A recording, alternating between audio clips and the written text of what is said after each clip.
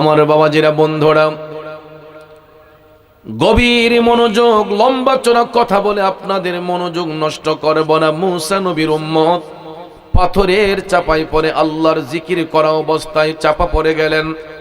দুনিয়ার মানুষগুলো ধারণা করলো লোকটা মনে হয় আর বেঁচে নাই। এই ধারণা করে সবাই যার যার মতো করে চলে যেতে লাগলো। দিন যায় রাত যায়, দিন যায় রাত যায়, যাইতে যাইতে যাইতে একদিন নয়, 2 দিন নয়, 3 দিন নয়, 1 বছর নয়, 2 বছর নয়, 3 বছর নয়, টানা 300 বৎসর পার হয়ে গেল। কত বছর? 300 বৎসর পার হয়ে যাবার পরে ওই পাথরটা যখন ওই জায়গা থেকে সরানো হলো, দেখা যায় পাথরের চাপায় পড়া একজন আল্লাহর বান্দা জীবিত অবস্থায় আল্লাহ আল্লাহ জিকির করতেছে। আরে তুমি রাখো কি বামারো এই দয়া করো, থাকিতে যেন তোমায় না ভুলি। ঠিক না বিঠিক?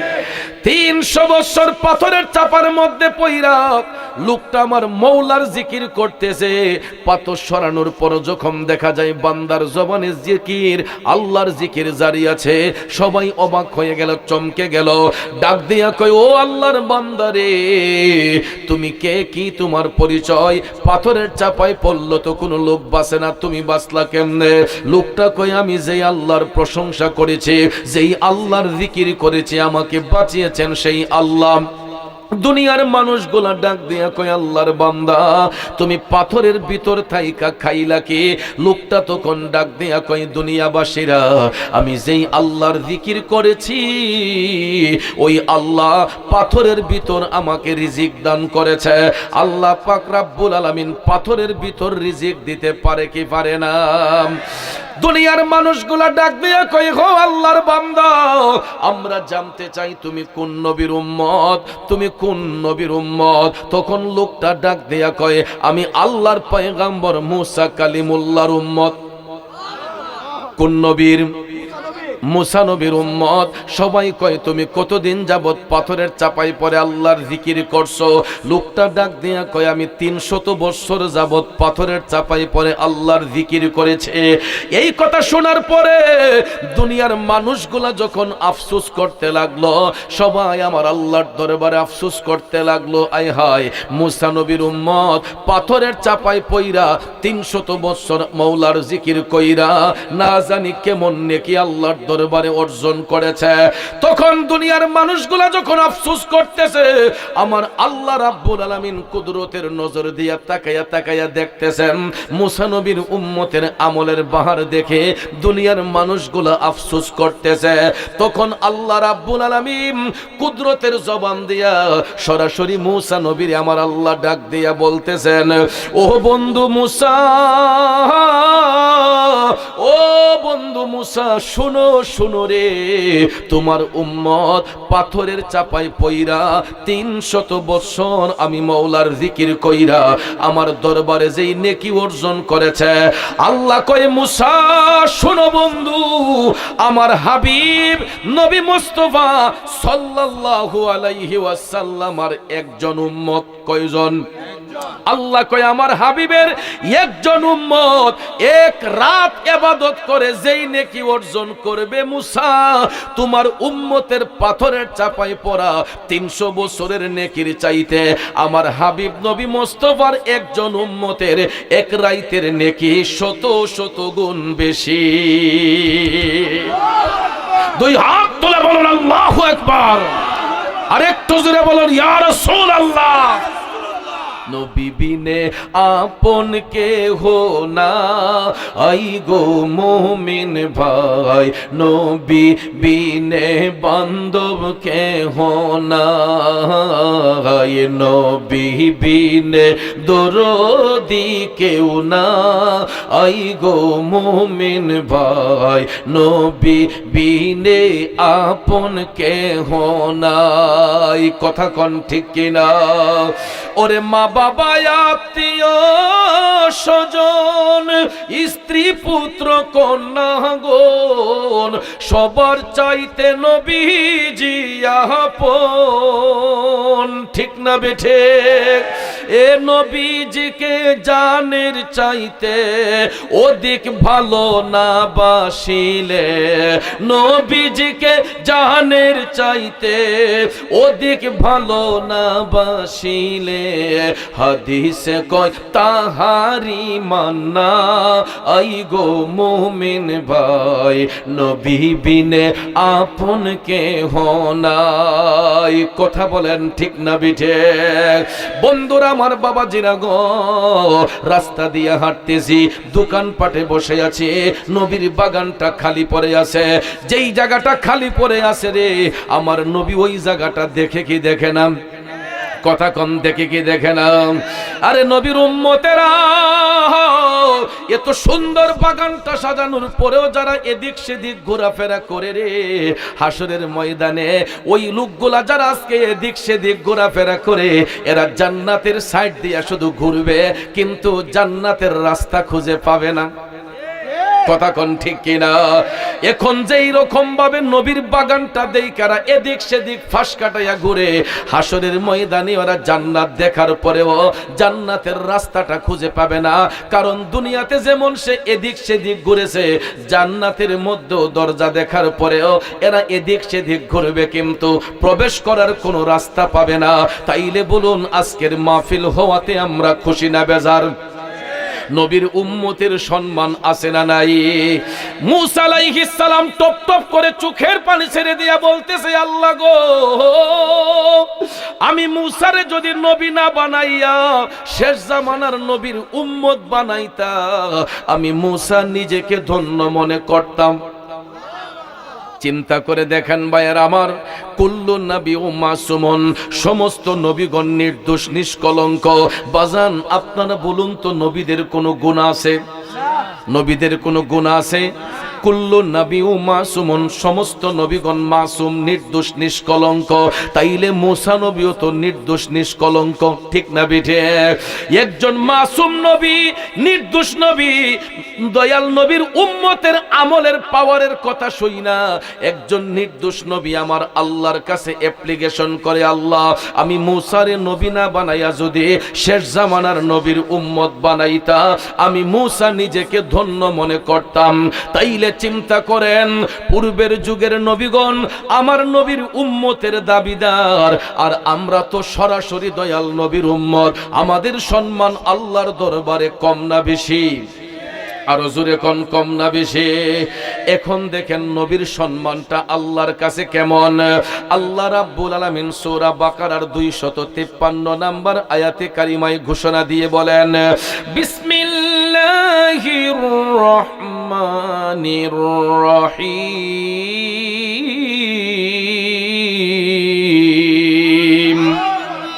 তিলকার রসুলু ফাদ্দালনা বা'দাহুম আলা বা'দিন মিনহুম মান কাল্লামাল্লাহু ওয়া রাফা'a বা'দাহুম দারাজাত। উচ্চ স্বরে বলুন আল্লাহু আকবার।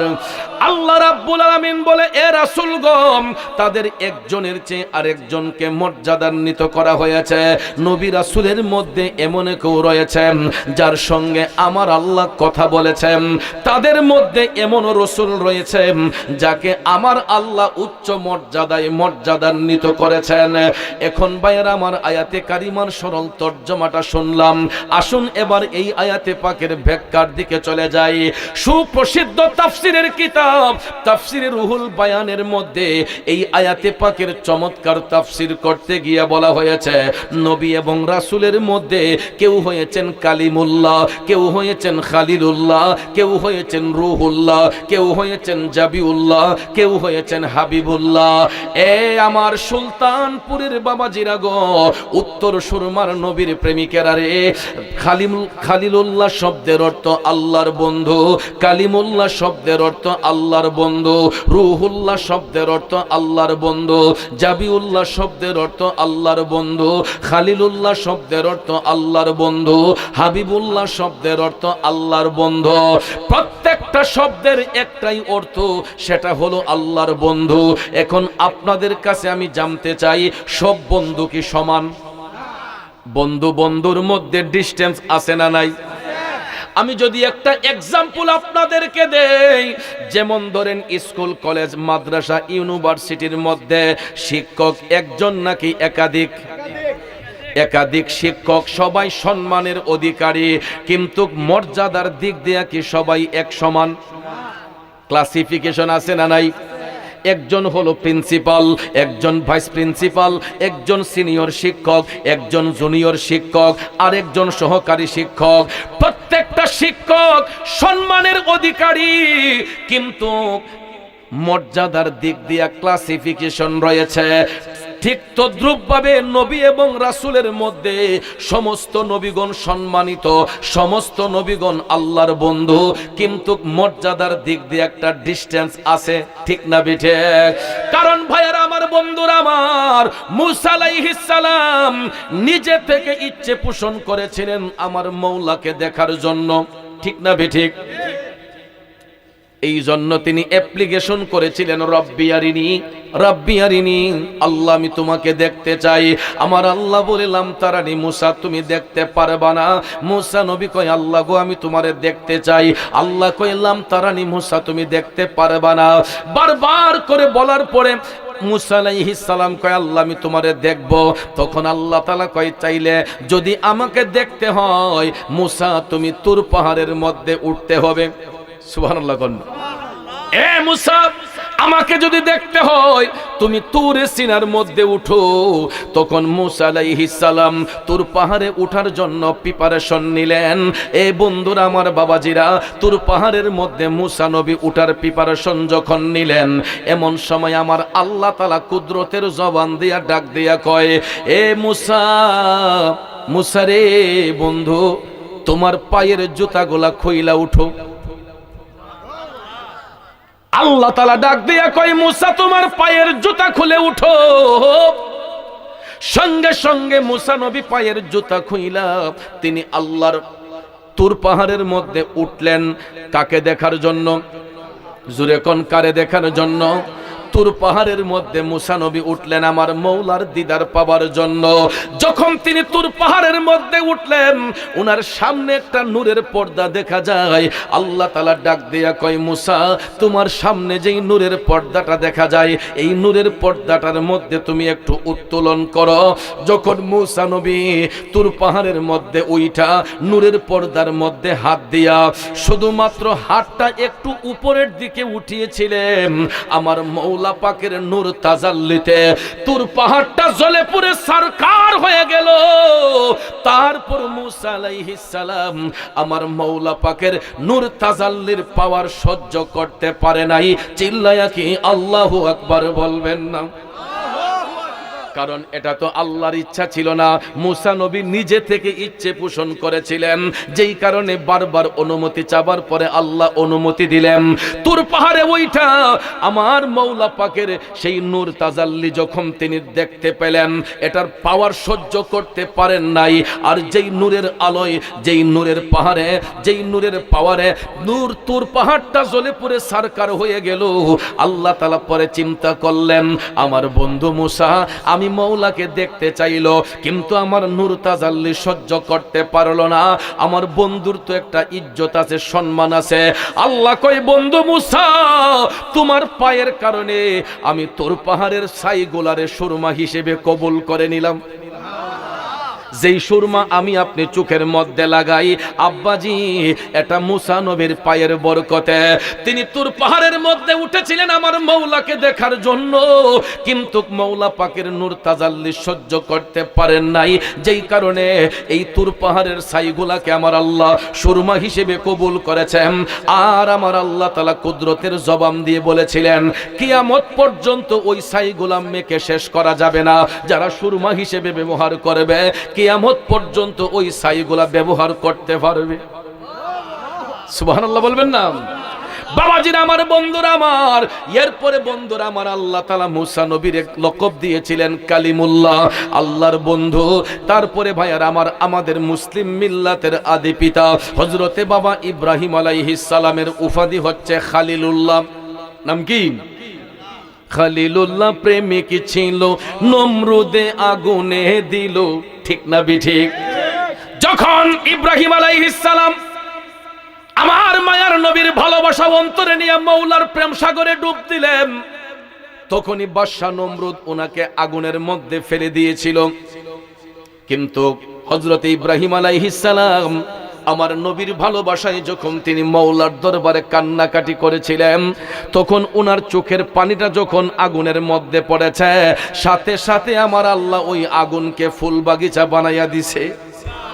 এই জন্য সুরের ভাষায় আমরা বলতাম, খালিলুল্লাহ প্রেমিক ছিল, নমরুদে আগুনে দিল। আগুন হইল ফুল বাগিচা প্রেমের কারণে, আগুন হইল ফুল বাগিচা প্রেমের কারণে। প্রেমের ডুরি বন্দরে মদিনার শোনে, প্রেমের ডুরি বন্দরে মদিনার শোনে। নূর নবী বানাইলেন আল্লাহ প্রেমের কারণে, নূর নবী বানাইলেন আল্লাহ প্রেমের কারণে। প্রেমের ডুরি বন্দরে মদিনার শোনে। কথা বলেন ঠিক না বিঠিক? আমার নবীর সাথে প্রেমের কালেকশন ফিট করলে লাভ নাকি লস? জোরে কোন লাভ নাকি লস? এ বন্ধুরা আমার, বাবাজিরা, ওই নবীর সঙ্গে প্রেমের কালেকশন যারা ফিট করবে, জাহান্নামের আগুনটা তার জন্য হারাম হইয়া যাইব। এই জন্য ইব্রাহিম আলাইহিস সালাম আমার নবীর মোহব্বতে কান্নার কারণে আগুন ফুল বাগিচা বানাইয়া আল্লাহ তাআলা বন্ধুকে উপাধি দিলেন খালিলুল্লাহ। কথা কোন ঠিক না বিঠিক? কিন্তু আমাদের নবীর লকব হচ্ছে, উপাধি হচ্ছে হাবিবুল্লাহ। হাবিবুল্লাহ শব্দের অর্থ আল্লাহর দোস্ত। কিন্তু ওই হাবিবুল্লাহ উপাধিটা আমার নবী নিজ ইচ্ছেতে দেন নাই, স্বয়ং আল্লাহ তাআলা রাজি হইয়া দান করছে। ঠিক না বেঠিক? আল্লাহ তাআলা দয়া করে রসুলকে পাঠাইছে রাহমাতাল লিল আলামিন রূপে। আবার ওই মওলা আপন হাবিবকে আবার ইনভাইট করে নিজের কাছে নিছেন দিদার করতে, সাক্ষাৎ করতে। ভাইয়ার আমার, বন্ধুরা আমার, পৃথিবীর জমিনে 1,24,000 মতান্তরে 2,24,000 নবী পয়গম্বর আল্লাহ তাআলা এই পৃথিবীর মধ্যে প্রেরণ করেছেন। কিন্তু সমস্ত নবীগণের উপর উচ্চতা হচ্ছে 7 আসমান পর্যন্ত। 7 আসমানের উপরে আর কোন নবীর ওঠার কোনো পারমিশন নাই। 7 আসমান পর্যন্ত সীমাবদ্ধতা। 7 আসমানের উপরে আর কোন নবীর ওঠার পারমিশন নাই। উইদাউট আওয়ার প্রফেট মুহাম্মদ রাসূলুল্লাহ সাল্লাল্লাহু আলাইহি ওয়াসাল্লাম, একমাত্র আমাদের নবী কামলিওয়ালা ছাড়া অন্য সকল নবীগণের সীমাবদ্ধতা 7 আসমান পর্যন্ত। আল্লাহু আকবার বলেন। হাবিবুল্লাহ বলিয়া আল্লাহ রাব্বুল আলামিন আপন বন্ধুকে এমন একটা জায়গার মধ্যে নিয়ে দিদার করেছেন, যেই জায়গার মধ্যে পৃথিবীর অন্য কোন নবী রাসূলের আগমন হয় নাই। এই জন্য আমার আলা হযরত ইশকে মোহাব্বত আজিমুল বরকত হাদায়ে বখশিশের মধ্যে তিনি চমৎকার ভাষায় লিখেছেন, আসমান হি উপর সব নবী রহ গই, अर्श आज़म पे पहुंचा हमारा नबी। चिल्लाए कि सुबहान अल्लाह बोलबेन ना। আমার আলা হযরত বলতেছে 1,24,000 মতান্তরে 2,24,000 নবী রাসূল আল্লাহ তাআলা পাঠিয়েছেন। সমস্ত নবীগণকে সপ্ত আকাশ পর্যন্ত আমার আল্লাহ রেখেছেন। কিন্তু সমস্ত নবীগণের কাঁধের মধ্যে জিনার কদম মোবারক, তিনি হলেন আমাদের নবী রাহমাতাল লিল আলামিন। ওই নবীর মকাম কোথায়? আলা হযরত বলতেছেন, আরশ আযম পে পৌঁছা হামারা রানবী। আমার মদিনার কামলিওয়ালা নবী আরশ মুআল্লার মধ্যে পৌঁছালেন। আরশের কাছাকাছি যখন দয়াল নবী গেলেন, আমার আল্লাহ তাআলা তখন কুদরতের জবান দিয়ে ডেকেছিলেন, উদনু মিন্নি ইয়া হাবিবি, উদনু মিন্নি ইয়া হাবিবি। সুবহানাল্লাহ কোন বন্ধু গো, আরেকটু কাছে আসুন, আরেকটু কাছে আসুন। আরে আরশে আজিম পারি দিয়া খোদা তাআলার কাছে গিয়া, উদনু মিন্নি ইয়া হাবিবি, দয়াল নবী শুনতে পান, আমি পাপী অপরাধী গাইব কি নবীজির শান। ইয়া রাসূলুল্লাহ ইয়া হাবিবাল্লাহ, ইয়া রাসূলুল্লাহ ইয়া হাবিব। বাজান আমার কষ্ট হইতেছে, গভীর মনোযোগ। আমার মদিনার কামলিওয়ালা নবী, নূরের নবী, মায়ার নবী আরশ মুআল্লার কাছাকাছি আল্লাহ তাআলা কয়, উদনু মিন্নি ইয়া হাবিবি, ও বন্ধু, বন্ধু গো আর একটু কাছে আসুন, কাছে আসুন। আমার মায়ার নবী মওলা পাকের কুদরতি জবানের কথা শুইনা মহান আরশের মধ্যে যখন উঠবেন, আমার দয়াল নবীর জুতা মুবারক খুলিয়া, দয়াল নবীর জুতা মুবারক কানা খুলিয়া মায়ার নবী আরশ মুআল্লার মধ্যে উঠতে চাইলে আল্লাহ তাআলা ডাক দিয়া কয়, বন্ধু ও আমার হাবিব গো, আপনি কেন আপনার পায়ের জুতা খুইলা আমার আরশের মধ্যে উঠতেছেন? আল্লাহর হাবিব সাল্লাল্লাহু আলাইহি ওয়াসাল্লাম ডাক দিয়া কয়, আল্লাহ, ও দয়াল আল্লাহ গো, আমি কেমনে আপনার মহান আরশের মধ্যে জুতা নিয়ে উঠি? আপনি তো মূসাকে নির্দেশ দিয়েছিলেন জুতা খুলে তুর পাহাড়ে উঠার জন্য, আমি রাসূল কেমনে আপনার মহান আরশের মধ্যে জুতা নিয়ে উঠে? এই কথা বলার সাথে সাথে আমার আল্লাহ তাআলা কুদরতের জবান দিয়া ডাকলেন, হাবিব গো, ও বন্ধু, আমি এই জন্য মূসাকে জুতা খুলে উঠতে বলেছি।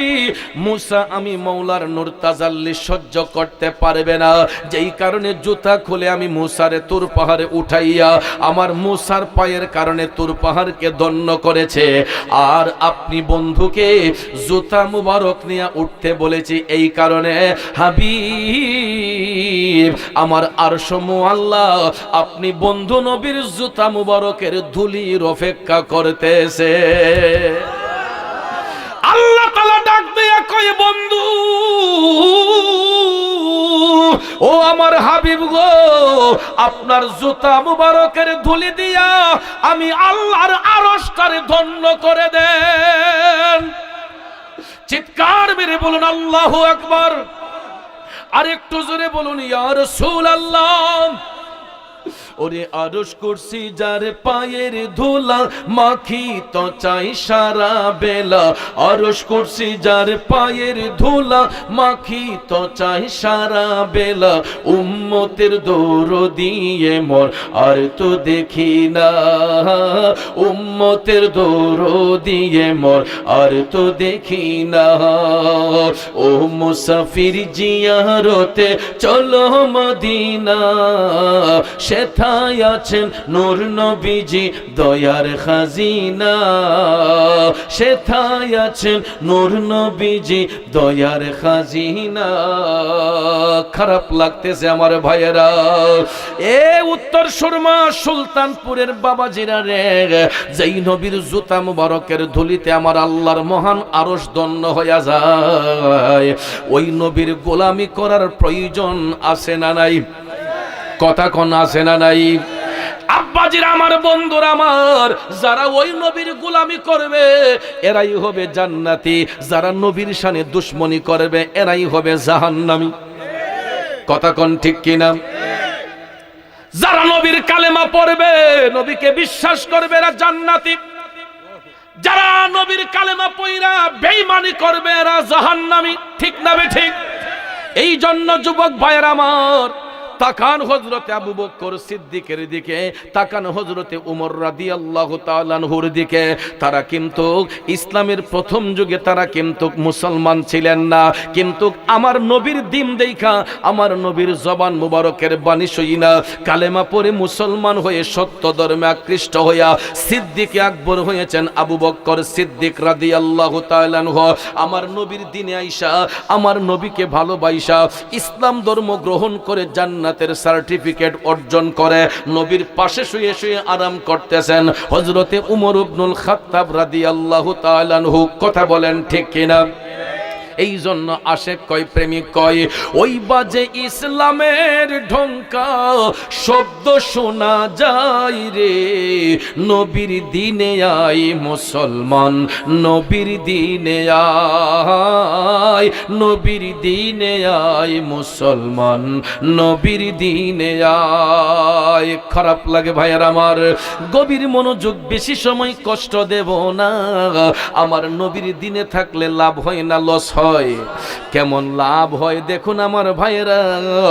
আমার মদিনার কামলিওয়ালা নবীর গোলামি কইরা রাষ্ট্রনায়ক হয়েছিলেন হযরতে আবু বকর সিদ্দিক রাদিয়াল্লাহু তাআলা আনহু। আবার ওই নবীর গোলামি কইরা সিদ্দিক আকবরের পরে রাষ্ট্রনায়ক হয়েছিলেন হযরতে উমর ইবনুল খাত্তাব রাদিয়াল্লাহু তাআলা আনহু। আমার বাবাজিরা, বন্ধুরা, দয়াল নবী যখন গোটা বিশ্ব পরিচালনা করার দায়িত্ব আল্লাহ তাআলা দান করলেন, মায়ার নবীর বিশাল মুবারকের পরে আমার নবী দায়িত্ব দিলেন আবু বকর সিদ্দিক রাদিয়াল্লাহু তাআলা আনহুকে। তারপরে সিদ্দিক আকবরের পর এই খেলাফতের ভার এসেছিল হযরতে উমর রাদিয়াল্লাহু তাআলা আনহুর কাছে। সুবহানাল্লাহ কোন। দায়িত্বকে যদি কেউ ইবাদত মনে করে তাহলে ওই দায়িত্বশীল ব্যক্তির দ্বারাই সমাজ সুন্দর হয়। আর দায়িত্ব পাবার পরে যদি কেউ ক্ষমতার অপব্যবহার করে ওই ব্যক্তির কারণে সমাজ কলঙ্কিত হয়। ঠিক না বেঠিক? ভাইয়ার আমার, বন্ধুর আমার, মদিনার সরকার হয়েছিলেন হযরতে উমর রাদিয়াল্লাহু তাআলা আনহু। কেমন রাষ্ট্রনায়ক হযরতে উমর! গায়ের জামাটাকে প্রতিদিন একবার ধৌত করতেন। একটাই জামা ছিল ভাইয়ার আমার, দ্বিতীয় একটা কাপড় ছিল না হযরতে উমর। প্রতিদিন সারাদিন কাজকর্ম কইরা রাতের বেলা যখন শুইতে যাইতেন তখন সেই কাপড়টাকে তিনি ওয়াশ করতে দিতেন, ধুইতে দিতেন। আবার সকালবেলা ওই কাপড় পইরা রাষ্ট্রনায়ক হযরতে উমর রাষ্ট্রের দায়িত্ব পালন করতেন। তখনের সরকার, মদিনার সরকার, টাকা পয়সা কোনো দিকে কমতি ছিল। বাইতুল মালের মধ্যে অনেক খাদ্য মজুদ ছিল, টাকা পয়সা মজুদ ছিল। চাইলে হযরতে উমর বিলাসিতা করতে পারতেন কিনা? কথা কোন পারতেন কিনা? কিন্তু ভাইয়ের আমার, রাষ্ট্রীয় সম্পদ একটা পয়সাও বেহুদা খরচ করেন নাই হযরতে উমর। এমন নিপুণতার সহিত তিনি মদিনার দায়িত্ব পালন করেছেন, রাষ্ট্রনায়কের দায়িত্ব পালন করেছেন। কেমন রাষ্ট্রনায়ক, দায়িত্বটা কেমন দেখেন। দিনের বেলা হযরতে উমর মদিনার এলাকার দায়িত্ব পালন করতেন, অফিসিয়াল কাজ করতেন। দিনের বেলা অফিসিয়াল দায়িত্ব পালন করতেন। কোন জায়গায় কি বরাদ্দ করতে হবে, কোন জায়গায় কি দিতে হবে, কোন জায়গার মধ্যে খাদ্য সংকট রয়েছে, এইগুলা তিনি জাস্টিফাই করে খাবারগুলা মজুদ কইরা আবার রাতের বেলা ওইগুলা মানুষের বাড়িতে বাড়িতে পৌঁছাতেন। বন্ধুরে, হযরতে উমর রাদিয়াল্লাহু তাআলা আনহু তিনি সন্ধ্যার পরেই একটা কুপি হাতের মধ্যে লইয়া, কুপি চিনেন? ল্যাম্প যেটাকে আমরা বলি, হারিকেন যেটাকে বলি, তিনি কুপি জ্বালিয়ে মদিনার অলিতে গলিতে হাঁটতেন। কারো কোনো দুঃখ দুর্দশা আছে কিনা? হযরতে উমর মদিনার অলিতে গলিতে হাঁটতেছেন। কারো ঘরের মধ্যে খাদ্য সংকট আছে কিনা, কারো ঘরের মধ্যে দুঃখ বেদনা আছে কিনা, এটা জানার জন্য তিনি মদিনার অলিতে গলিতে হাঁটতেছেন। হাঁটতে হাঁটতে হাঁটতে হঠাৎ করে হযরতে উমর দেখতেছেন একটা ঘরের দরজা একটু ফাঁকা দেখা যায়, মিটমিট করে আলো জ্বলতেছে। হযরতে উমর ভাবলেন দরজা খোলা কেন? তিনি নীরবে নিস্তব্ধে হাইটা হাইটা ওই ঘরের দেয়ালের মধ্যে পিঠ হেলান দিয়ে একটু দাঁড়ালেন।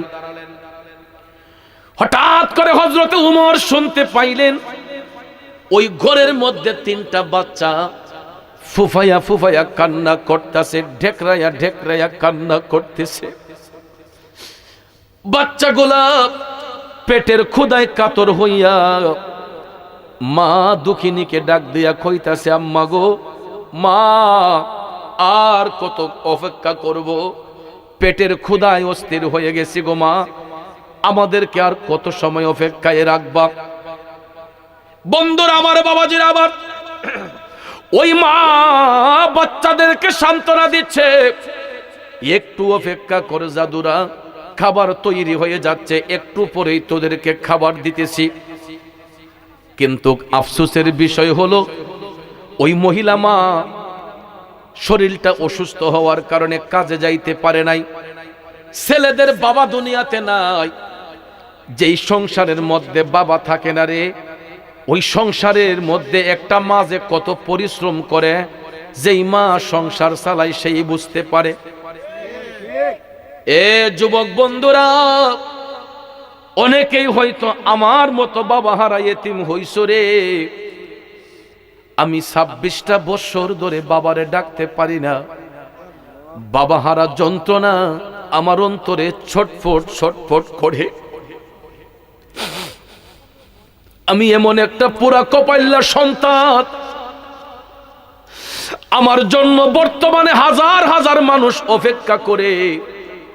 আমার কত মুরিদ সন্তান মারা গেলে, আমি না গেলে জানাজার নামাজ হয় না, কই পীর সাহেব হুজুর আসলে জানাজা হবে।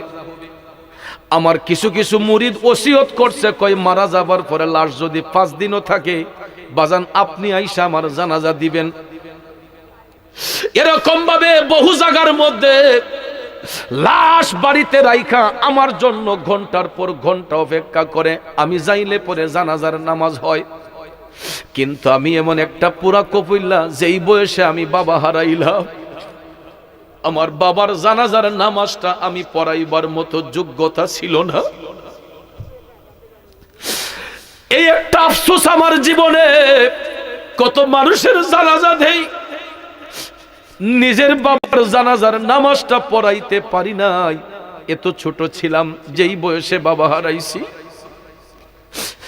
এই জন্য মাটারে নিয়ে গর্ব করি, কেন জানেননি? 26টা বছর জীবনের সাথে যুদ্ধ করে আমার মা আমরা 6টা ভাই বোনে মাস্টার ডিগ্রি কমপ্লিট করাইছে, MA পাস করাইছে। একটা মাঝে কত কষ্ট করে আমি আমার মারে দেখা বুঝছি। চাইলে আমাদেরকে কাজে লাগাইতে পারতেন, বিদেশে পাঠাই দিতে পারতেন, যেই কোনো দোকানে কাজ করার জন্য দিতে পারতেন কিনা। কিন্তু ভাইয়েরা, আমার বাবার আদর্শ ছিল পড়াশোনা করা। আমার মাকে বাবা পরামর্শ দিয়েছিলেন যে আমি মারা গেলেও আমার বাচ্চাগুলারে তুমি মানুষ বানাইও, পড়াশোনা করাইও।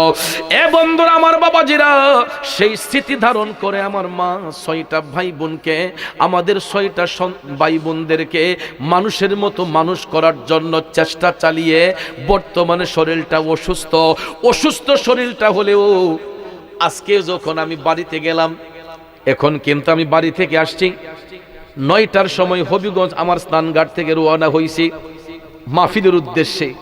3বার কল দিয়া দিছে, ফুত আসো কই, রাস্তা ঠিক আসেনি, কুয়াশা আসেনি। এই যে সন্তানের প্রতি দরদ, মা যদি চলে যায় এই দরদটা আর কে দেখাইব? এই জন্য প্রেমিক কয়, মা বিনে বান্ধব নাই রে, মা বিনে বান্ধব নাই রে, এই যে সোনার দুনিয়ায়, ভেবে দেখো কি করছো এই মায়ের লাগিয়ায়, ভেবে দেখো কি করছো এই মায়ের লাগিয়া। বন্ধুরে, মা কত আপন সন্তানের জন্য। আজকেও যখন বাড়িতে গেছি, গাছের একটা পেঁপে পাকছে, আমার মার মন চাইলে খাইয়ে ফেলতে পারতো। সকালবেলা যখন বলছে আম্মা আমি আজকে বাড়িতে আসবো, যাইয়া দেখি পেঁপেটারে কাটটা সুন্দর করে টেবিলের উপর ঘুইরা রাখছে। পাশের রুমে মানুষ বেশি, আম্মা চিন্তা করছে সবাই পাতে দেওয়া যাবে না, গাছের পেঁপে বাচ্চারে খাওয়াইবার লেগে আমার নিয়ে কই ফুত গাছের পেঁপেটা ফাঁকছে, একটা পিস পেঁপে মুখ দিয়ে যাও। আমি না করি আম্মা ঠান্ডা লাগবো, কফুর লাগতো না, কই আমার গলার মাঝে হাতে কই ফুত খাও, একটা চামিচ দিয়ে আমার হাতে মুখের মাঝে তুইলা দিতেছে। এটার নাম হলো মা। নিজের মুখে খাবার না দিয়া যেই মা সন্তানের মুখে খাবার দেয়। এ বন্ধুরা আমার, রাষ্ট্রনায়ক হযরতে ওমর রাদিয়াল্লাহু তাআলা আনহুর জামানায় তিনি যখন মদিনার সরকার, তিনি হাইটা হাইটা ওই ঘরের দেয়ালের পাশে গিয়া দাঁড়ালেন। বাচ্চাদের বাবা দুনিয়াতে নাই, বাবাহারা সন্তানগুলা মায়ের আঁচলে বড় হচ্ছে। মা কাঠ কুড়াইয়া কাঠ বিক্রি করে বাচ্চাদের কাইন্না খাবার খাওয়াইতো। প্রতিদিন তো শরীরের কন্ডিশন ভালো থাকে না, ঠিক না? মাঝে মধ্যে জ্বর সর্দি কাশি হয় কিনা, শরীরে বিষ ব্যথা আসে না? তো রক্তে মাংস গড়া শরীর, ওই মায়ের শরীরটা অসুস্থ, অসুস্থতার কারণে একদিন কাঠ কুড়াতে পারে নাই, দিনে আনে দিনে খাইতো। একদিন যখন কাজ করতে পারে না, চুলার মধ্যে আগুন ধরে না। এখন পেটের ক্ষুধা তো নিবারণ করা যায় না, পেটের ক্ষুধায় বাচ্চাগুলা কান্দে। ও বন্ধুরে, বাচ্চা তো মার কাছে কানবে। মা দেখেন বাচ্চাগুলারে সান্ত্বনা দেওয়ার জন্য চুলার মধ্যে একটা গরম পানির ডেকসি বসাইয়া কাঠি হাতে নিয়ে শুধু পানির মধ্যে নাড়তেছে। বাচ্চাগুলা যখন কান্দে বাচ্চাদেরকে সান্ত্বনা দিয়া কয় একটু অপেক্ষা করো, জাদু খাবার হইয়া যাইতেছে। আসলে কি ডেকসির ভিতর কোনো খাবার আছে? মার কথা হলো কামতে কামতে এক সময় বাচ্চাগুলা ঘুমাইয়া যাইব, কামতে কামতে এক সময় বাচ্চাগুলার পেটের ক্ষুধা দূর হইয়া তারা ঘুমাইয়া যাইব। তখন সকালবেলা ঘুম থেকে উইঠা কাঠ করাইয়া কাঠ বিক্রি কইরা আইনা আবার বাচ্চাদের খাওয়াইব। ওই মা এই সিদ্ধান্তে চুলার মধ্যে ডেকসিটা বসাইয়া পানি ঢাইলা গরম পানির মধ্যে কাটে দিয়া নাড়তেছে, বাচ্চাগুলা খাবারের জন্য কামতেছে। আর ওই বাচ্চাদের চোখের পানি দেইখা মা ইচ্ছে মতো হযরতে উমর রাদিয়াল্লাহু তাআলা আনহুরে বকাবকি করতেছে যে আজকে রাষ্ট্রনায়ক হযরতে উমরকে থইয়া আমার বাচ্চাগুলা খাবারের কষ্ট করতেছে, আমি একটা গরিব মানুষ, আজকে শরীরটা অসুস্থ হওয়ার কারণে কাজ করতে পারলাম না। আর উমরের মতো রাষ্ট্রনায়ক চাইলে তো বাইতুল মাল থেকে আমার ঘরে কিছু খাবার পাঠাইতে পারত। এই কথা যখন হযরতে উমর শুনলেন, হযরত উমর লজ্জায় পড়ে গেছেন, টপ টপ করে চোখের পানিগুলা ঝরঝর করে পড়তেছে। হযরতে উমর টপ টপ করে চোখের পানি ছেড়ে কান্না করতেছে। আয় হায় রে, সকল দোষের দোষিত আমি উমর, আজকে আমার কারণে বাচ্চা তিনটা অনাহারে মরতেছে, খাবারের কারণে মরতেছে। হযরতে উমর চিন্তা করলেন, এখন যদি আমি আমার এই চেহারা নিয়ে মহিলার সামনে গিয়া দাঁড়াই, ওই মহিলা অনেক রাগান্বিত হয়ে আমারে বকাবকি করবে। সঙ্গে সঙ্গে হযরতে উমর একটা কৌশল অবলম্বন কইরা নিজের পরিচয়টা গোপন করার জন্য মুখের মধ্যে একটা কাপড় বাইদা পরিচয়টা গোপন করে ফেললেন। দেখেন একজন রাষ্ট্রনায়কের দায়িত্বটা কি, আর বর্তমানে আমাদের অবস্থাটা কি। বন্ধুরা আমার, বাবাজিরা, হযরতে উমর মুখের মধ্যে কাপড় লাগাইয়া তিনি ঘরের দরজার মধ্যে যাইয়া নক করতেছেন। তিনি মদিনার রাষ্ট্রনায়ক, ইচ্ছে করলে সরাসরি ঘরে ঢুকতে পারতেন কিনা? এখান থেকে একটা মাসালার শিক্ষা নেন বাজান। আমরা অনেক সময় অনেকের বাড়িতে বেড়াতে যাই না? কেউ শ্বশুর বাড়ি যায়, মামার বাড়ি যায়, খালার বাড়ি যায়, বন্ধুর বাড়ি যায়, নিজের বাড়িতে যায়, বরাবর গিয়া দরজা খুলে ঢুকে যায়। এটা ইসলাম নিষেধ করেছে, আমার রাসূল নিষেধ করেছেন। আপনি ঘরের কর্তা, এরপর রাসূল বলেছেন বাড়িতে প্রবেশ করার আগে বাহির থেকে সালাম বিনিময় করো। কারো বাড়িতে অনুমতিবিহীন সরাসরি গিয়ে ঢুকবেন না। যদি আগে সালাম বিনিময় করবেন, যদি সালামের জবাব না আসে, রাসূল বলেছেন তোমরা 3 বার গলা কাশি দাও। কেন? ঘরের ভিতরে আমাদের পর্দানশীল মা বোনদের একটা ব্যক্তিগত স্বাধীনতা আছে, ঠিক না? ঠিক। আমরা পুরুষরা বাহিরে স্বাধীনভাবে চলি, মহিলারা ইচ্ছে করলেই বাহিরে স্বাধীনভাবে চলতে পারে না, কিন্তু ঘরের ভিতরে মহিলা মা বোনদের একটা ব্যক্তিগত স্বাধীনতা আছে। যেমন অনেক সময় দেখা যায় পরিবারে চলাফেরা করতে গিয়া অনেক মায়ের বুকের উপর ওড়না থাকে না, বাচ্চাকে দুধ পান করায়, অনেক সময় দেখা যায় মাথার মধ্যে কাপড় থাকে না, কারণ ঘরের ভিতরে তার রুমের মধ্যে একটা স্বাধীনভাবে চলার চেষ্টা করে। আসলে এরকম এটা প্রত্যেকটা পরিবারে এরকমটা হয়। এখন আমি ঘরের কর্তা, অনেক সময় দেখা যায় আমার ঘরে উপযুক্ত মেয়ে আছে, আমি গিয়া যখন হঠাৎ করে ঘরে ঢুকে যাই, আমার মেয়েও আমাকে দেখে লজ্জায় পড়ে যায়। ঠিক না ঠিক? এই জন্য নিয়ম হলো, রসুল বলেছেন তুমি তোমার নিজের বাড়িতে ঢুকার আগে সালাম বিনিময় করো। সালাম দেওয়ার পরে উত্তর যদি না আসে, সালামের জবাবটা নিজে নিজে দিয়ে 3 বার গলা কাশি দাও, যাতে করে ঘরের ভিতর মহিলা থাকলে এরা অ্যালার্ট হয়ে যায়। যার মাথায় কাপড় নাই মাথায় কাপড় দিবে, বুকে উড়না না থাকলে উড়না দিবে, বাচ্চাকে দুধ পান করানো অবস্থায় থাকলে সে নিজেকে গুছিয়ে নিবে। ঠিক না ঠিক? যাতে তারা লজ্জায় না পড়ে। কারণ আল হায়া ও নিসফুল ঈমান, লজ্জা শরম হচ্ছে ঈমানের অঙ্গ। ঠিক না ঠিক? আল হায়া ও নিসফুল ঈমান, লজ্জা শরম হচ্ছে ঈমানের অঙ্গ। এই জন্য ভাইয়ার আমার, মদিনার রাষ্ট্রনায়ক হযরতে উমর চাইলে তিনি মদিনার স্পেশাল পাওয়ারে রাষ্ট্রনায়ক হিসেবে ঘরের ভিতরে তিনি ঢুকে যেতে পারতেন, কিন্তু ওই মুহূর্তে হযরতে উমর রাদিয়াল্লাহু তাআলা আনহু নিজের পরিচয়টা গোপন করে দিয়া তিনি দরজার মধ্যে নক করে বললেন, মা আপনি অনুমতি দিলে আমি আপনার ঘরে একটু ঢুকতে চাই। মহিলা মনে করছে কোনো চোর ডাকাত, কারণ রাতের অন্ধকারে তো চোর ডাকাতি অনেক সময় ভয় দেখায় বা অনেকের ঘরে যায়। ঠিক না? তখন ওই মহিলা ভয়ে ভাবছে চোর ডাকাত কিনা। কই বাবা রে, আমি অসহায় মানুষ, গরিব মানুষ, আমার ঘরে কিছু নাই, আপনি চলে যান, আমি পেটের ক্ষুধায় কাতর হয়ে, আমার বাচ্চাগুলা পেটের ক্ষুধায় কাতর হইয়া কান্না করতেছে। তখন হযরতে উমর নিজের পরিচয়টা গোপন করে বলতেছেন, মাগো আমি কোনো চোর ডাকাত নই গো মা, আপনি নির্দ্বিধায় থাকতে পারেন, আপনার বাচ্চাদের কান্না শুনে আমার একটু দরদ হয়েছে, আমার একটু মায়া হয়েছে, আমি অনুমতি দিলে আপনার ঘরে একটু ঢুকতে চাই। 1 বার 2 বার 3 বার বলার পরে মহিলা অনুমতি দিলেন।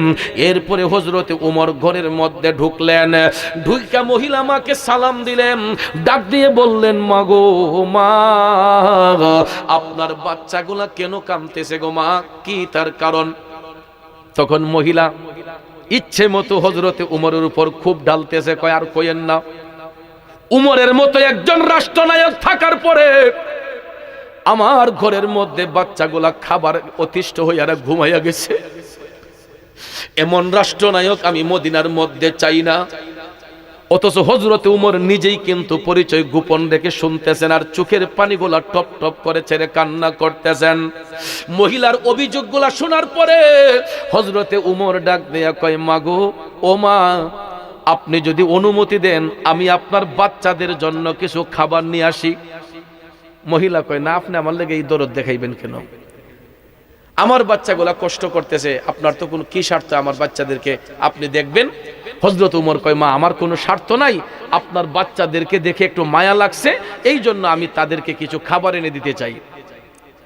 1 বার 2 বার 3 বার বলার পরে মহিলা কয়, ঠিক আছে আপনি এত করে যেহেতু বলতেছেন তাইলে এটা আপনার ইচ্ছা। তখন হযরতে উমর বলতেছেন, মা আমি যাব আর আসব, আমি যাব আর আসব, আপনি কিন্তু আবার আমি আসলে দরজাটা খুলবেন। কয় ঠিক আছে আপনি আসেন।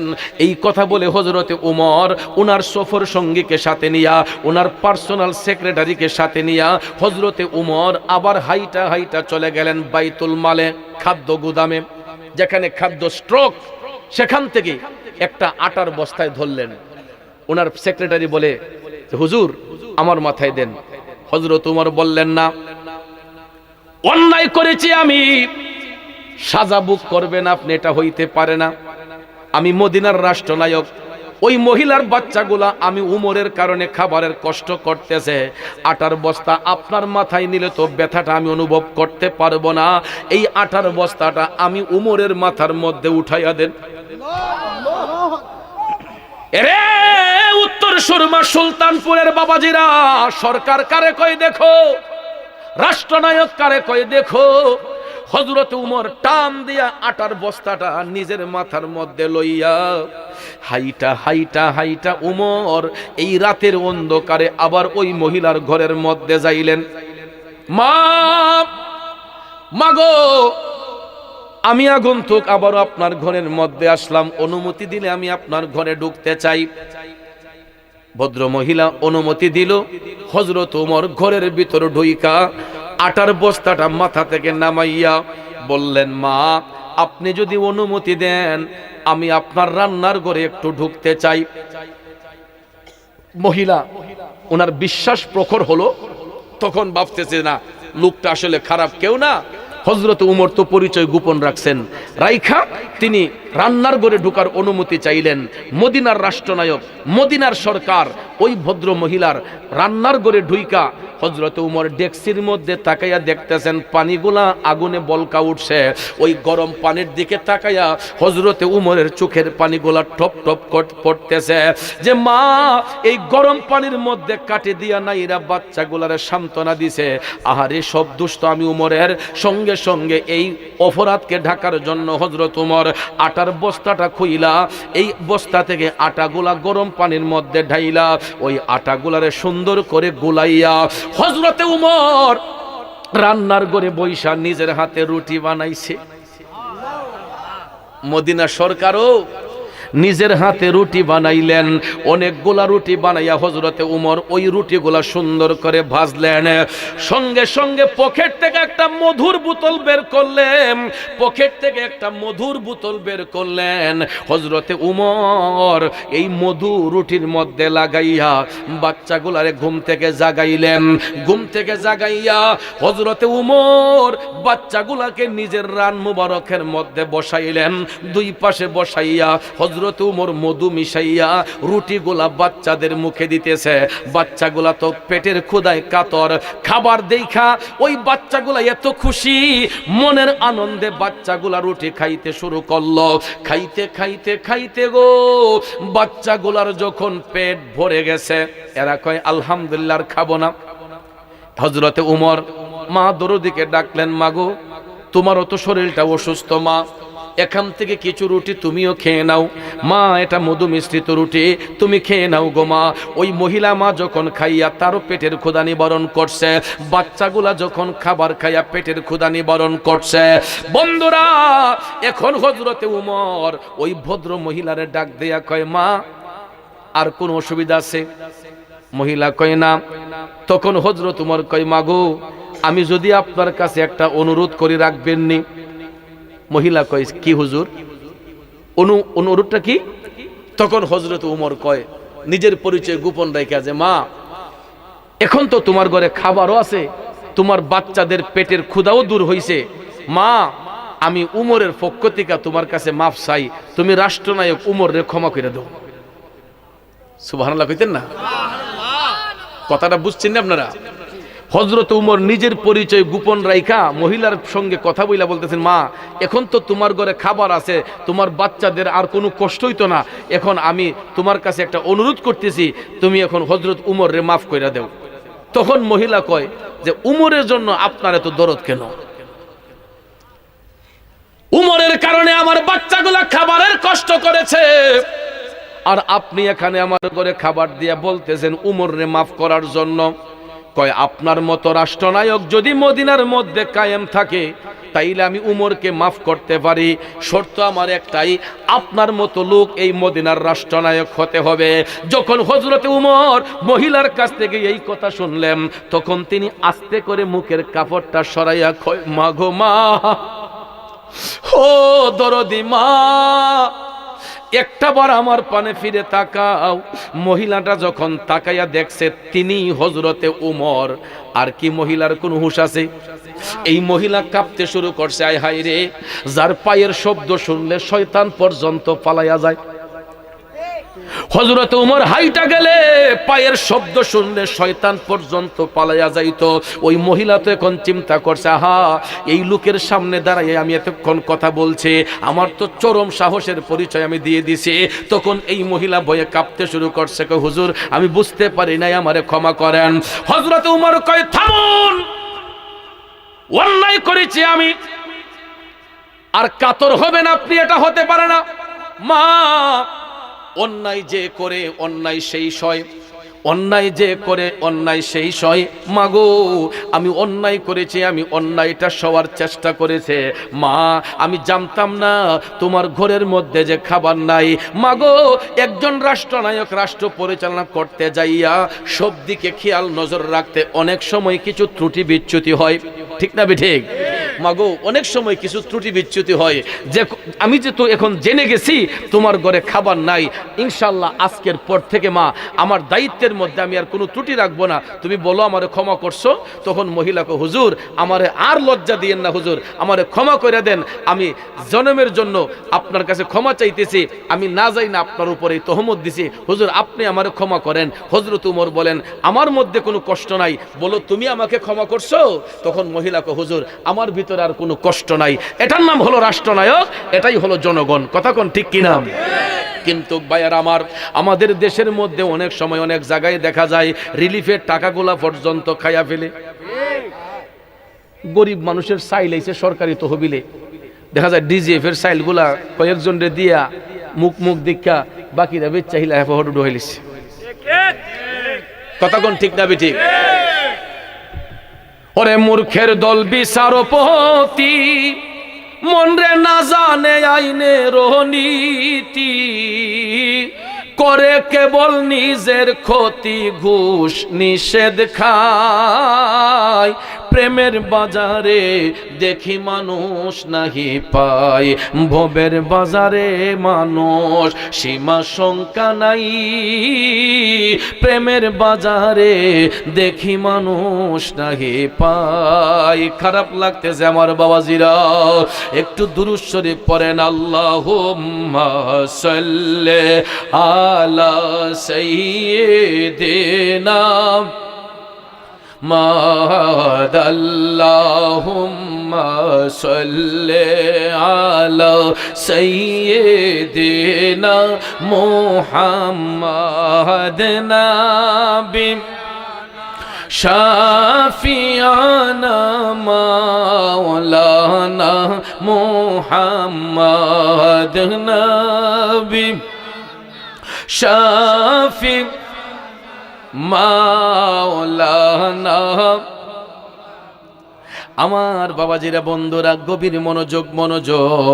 আল্লাহর ওলি আল্লাহর নবীর সাহাবাগণ কেমনে আমার নবীরে ভালোবাসতেন, তারা কখনো দায়িত্বের মধ্যে ত্রুটি রাখতেন না। কথা বলেন ঠিক কিনা বন্ধুরা? আমার বাবাজিরা গভীর মনোযোগ। হযরতে উমর ইবনুল খাত্তাব রাদিয়াল্লাহু তাআলা আনহু মদিনার রাষ্ট্রনায়ক হযরতে উমর। এমন সময় দেখা যায় বেলায়েতের বাদশা শের খোদা হযরতে মাওলানা আলী রাদিয়াল্লাহু তাআলা আনহু, শের খোদা হযরতে মাওলানা আলী রাদিয়াল্লাহু তাআলা আনহু, তিনি রাতের বেলা ঘুমের ঘরে স্বপ্নে দেখতেছেন মদিনার কামলিওয়ালা নবীজি মসজিদে নববী শরীফের মধ্যে ফজরের নামাজের ইমামতি করতেছেন। সুবহানাল্লাহ।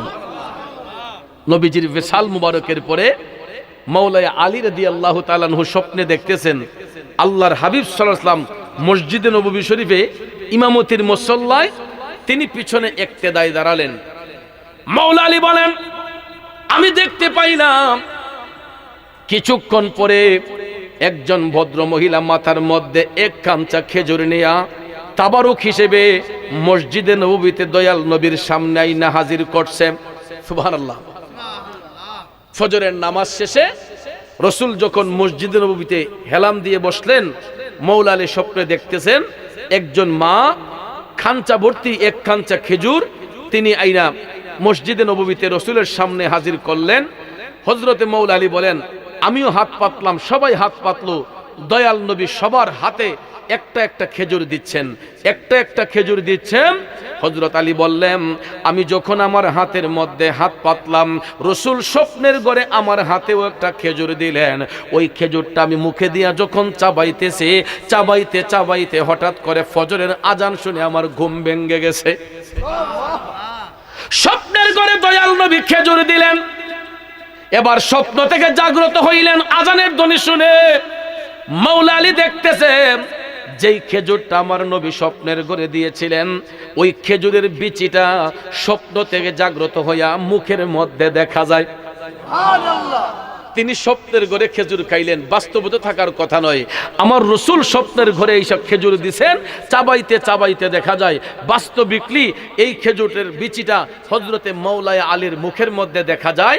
তখন তিনি শুনলেন ফজরের আজান, মুয়াজ্জিন সাহেব বলছেন আসসালাতু খায়রুম মিনান নাওম,